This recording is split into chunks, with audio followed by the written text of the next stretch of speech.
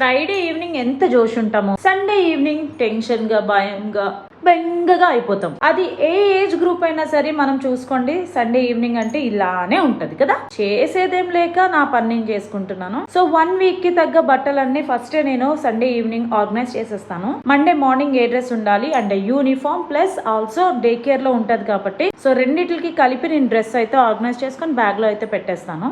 అలా మొత్తం వీక్ అంతటికి కలిసి ఒకే రోజు నేను ఆర్గనైజ్ చేసేస్తాను. సో దట్ కన్ఫ్యూజన్ లేకుండా డైరెక్ట్ గా తీసి పెట్టేయచ్చు అనమాట. అండ్ ఆల్సో స్నాక్స్ ఇఫ్ ఏమైనా సరే ఫ్రిడ్జ్ లో పెట్టుకోవాల్సిన స్నాక్స్ ఏమైనా ఉంటే అవి అయితే స్టోర్ చేసుకుని ఫ్రిడ్జ్ లో పెట్టేసుకుంటాను. దాని తర్వాత పెరుగు తోడేయాలి. మరి పాలు బాగాలేదో లేకపోతే క్లైమేట్ వల్ల తెలియదు కానీ ఒక్కొక్కసారి మా ఇంట్లో పెరుగు తోడేస్తే కమ్మగా రాదు, పులిసిపోయినట్టు ఏదో బ్యాడ్ స్మెల్ వస్తున్నట్టు అనిపిస్తుంది. రీజన్స్ ఏమైనా కావచ్చు. నాకు నా ఫ్రెండ్ అయితే మాత్రం ఒక టిప్ చెప్పింది మాట. తోడు వేసేటప్పుడు ఒక పచ్చిమిర్చి కూడా వేస్తే పెరుగు అనేది కొంచెం కమ్మగా వస్తుంది అని చెప్పేసరికి ఆ టిప్ ఇప్పుడు ఫస్ట్ టైం ఫాలో అవుతున్నాను. చూడాలి ఎట్లా ఉంటుందో. సో అదన్నమాట నా Sunday evening vlog. Monday morning ని ఫేస్ చేయడమే చాలా భయంకరంగా ఉంటది కదా అందరికి. ఇంకా తిని పజ్జోడమే. Hope you like this videos.